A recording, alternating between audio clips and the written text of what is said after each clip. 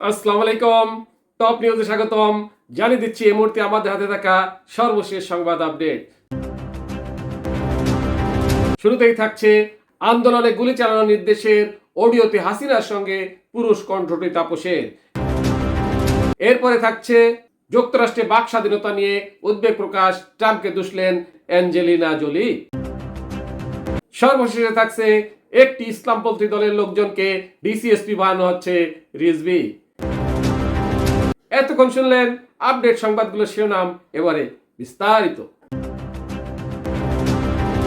আন্দোলনে গুলি চালানোর নির্দেশের অডিওতে হাসিনার সঙ্গে পুরুষ কণ্ঠটি তাপসের।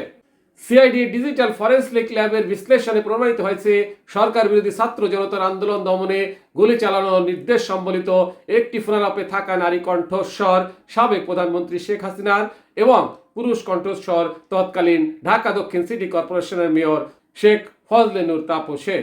সোমবার 22 সেপ্টেম্বর আন্তর্জাতিক অপরাধ ট্রাইব্যুনাল 2 এর দেওয়া সাক্ষ্যে এ তথ্য জানান সিআইডির ফরেনসিক ল্যাবের কর্মকর্তা ও পুলিশ পরিদর্শক রোকনুজ্জামান।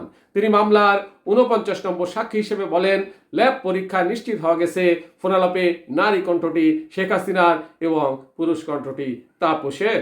2024 সালের জুলাই আগস্টে সংগঠিত মানবতা বিরোধী অপরাধের মামলায় এই ফোনালাপ গুরুত্বপূর্ণ প্রমাণ হিসাবে উপস্থাপন করা হয়। ট্রাইব্যুনালে সাক্ষ্য গ্রহণের সময় অডিওটি আদালতে শোনানো হয়।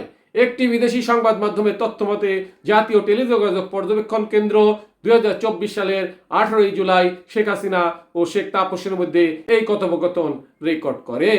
যুক্তরাষ্ট্রে বাক স্বাধীনতা নিয়ে উদ্বেগ প্রকাশ, ট্রাম্পকে দুষলেন অ্যাঞ্জেলিনা জোলি। নিজ দেশের যুক্তরাষ্ট্রকে আর চিনতে পারছেন না বলে মন্তব্য করেছেন মার্কিন অভিনেত্রী অ্যাঞ্জেলিনা জোলি। যুক্তরাষ্ট্রে মত প্রকাশের স্বাধীনতার উপর তৈরি হওয়া হুমকির তীব্র সমালোচনা করে এ নিয়ে নিজের উদ্বেগের কথা জানান হলিউড তারকা। স্পেনের সান সেবাস্তিয়ান চলচ্চিত্র উৎসবে নিজের সর্বশেষ চলচ্চিত্র ক্যাচুয়ার এর প্রদর্শনীর সময় তিনি এই উদ্বেগ প্রকাশ করেন। নিউ ইয়র্ক টাইমসের এক প্রতিবেদনে বলা হয়, গণমাধ্যমের সমালোচনার উপর প্রেসিডেন্ট ডোনাল্ড ট্রাম্পের কঠোর ব্যবস্থা গ্রহণ ও যুক্তরাষ্ট্রের প্রভাবশালী ডানপন্থী রাজনৈতিক ব্যক্তিত্ব চার্লি কার্কের হত্যাকাণ্ডের বিষয়ে মন্তব্যের জন্য লেট নাইট হোস্ট জিমি কিমেলের অনুষ্ঠান স্থগিত করার পর মার্কিন যুক্তরাষ্ট্রে বাক স্বাধীনতা নিয়ে উদ্বেগ সৃষ্টির প্রেক্ষাপটে জলিয়ে মন্তব্য করেন। এই ঘটনার পর যুক্তরাষ্ট্রে বাক স্বাধীনতা সংকোচনের আশঙ্কা আরও বেড়েছে। এমন প্রেক্ষাপটে এই বিষয়ে মন্তব্য করলেন জোলি। ট্রাম্প প্রশাসনের সমালোচনা মুখর সংবাদ মাধ্যমের উপর দমন নীতির সমালোচনা করেন তিনি। একটি ইসলামপন্থী দলের লোকজনকে ডিসিএসপি বানানো হচ্ছে রিজভী। বিএনপির জ্যেষ্ঠ যুগ্ম মহাসচিব রুহুল কবির রিজভী বলেছেন, একটি ইসলামপন্থী রাজনৈতিক দলের লোকজনকে ডিসিএসপি বানানো হচ্ছে।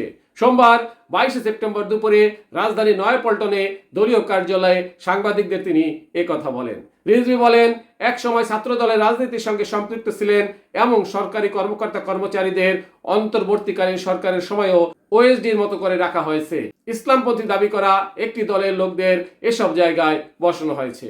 তিনি বলেন, বেগম জিয়ার আমলে যেসব ছাত্র মেরিটে নিয়োগ পেয়েছে, হয়তো ছাত্র জীবনে ছাত্রদল করেছে অথবা বাপ চাচা মামা কেউ করেছে।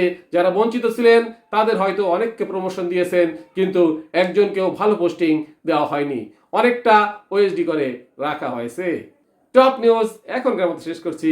আল্লাহ হাফেজ।